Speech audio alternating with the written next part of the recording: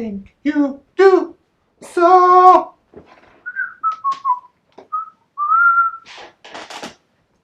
We should do a show one time where we listen to different songs. Never mind. Hey guys, it's your best fight friends. I'm Kelsey. This is Rachel. I want to talk about the slate of boxing action that's coming back starting in June. If you're a boxing fan, we have really been without boxing. I'm like, remember that Showbox card we watched? That was like right when this all happened and they didn't have any fans there? Yes. We're like, oh, maybe they'll do this. No, they didn't do nothing. That was the last boxing card I really saw on TV. Yeah, so it's been quite the drought. And I realized, like, it's like kind of like my little best friend that I haven't gotten to see this whole time, you know? Yeah. My weekends, like Saturday night was about, you know, combat sports, and boxing was a big part of that. So we got excited, right? Like June 9th, there's boxing slated. June 9th is Shakur Stevenson, right? So Stevenson? This is a show where we mispronounce his name. Stevenson, I think. Okay. Is that right? That's why I was like, why did I get Stevenson now I'm confused. somewhere? It is definitely Shakur Stevenson. Really, like, highly rated guy who's on the verge of really becoming a star in the sport. So we're like, oh, let's see who else is like, let's see what's coming back for boxing. I want to see like a full card lineup, what's going on, and couldn't find it. Can we just talk about that? How there's not like a easy way to quickly find factual information about the date and times for boxing? Like even like ESPN. Yeah, I went to ESPN where it had a list, like it has a boxing schedule and goes down.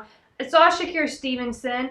I get that in like the co-main event or the second like fight, and then the next week there's just one fight listed, and then it just says top rank. The story I make up is, and I think it's so Dan Raphael is no longer with ESPN. They decided to not renew his contract. Mm-hmm. The most successful boxing writer, arguably, right? Well, he did all that stuff. Like, he was on top of all that stuff, maybe. Yeah, Dan was like their in-house boxing beat writer, and like that's what he did, and he was good at it. So then they hired Steve Kim, who's been around the sport a long time, also really successful as a boxing writer. But they got rid of one of them, and so you got rid of half of your thing at least, and you didn't replace them, right?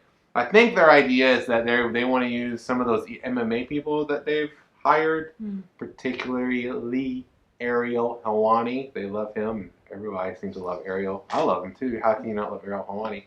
And because I've seen their other MMA guys that they hired kind of start talking about boxing more or report more on boxing. The problem is that just like Dan Raphael couldn't go into MMA and just be the Dan Raphael of MMA, they can't do the same thing. So I think there's a big, like, they lost a lot when they didn't renew Dan's contract. Dan Raphael was like, I mean... I don't know how the show turned into that, or even if we should talk about that, but that's what I think. I will say, for my side of things, I feel like boxing is definitely a niche sport, but it's also a niche sport without a, like, a central organization or head figure.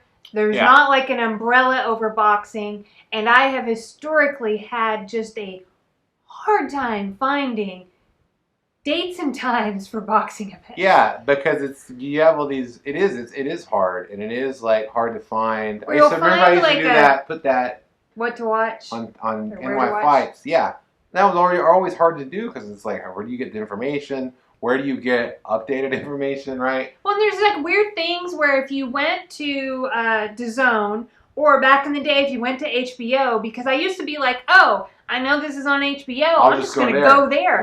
And like you'd get like a promo poster of the guys, and like maybe like the date, June 9th or whatever. But I'm like, what else? What else is on the card? What time? Like all these details. Yeah.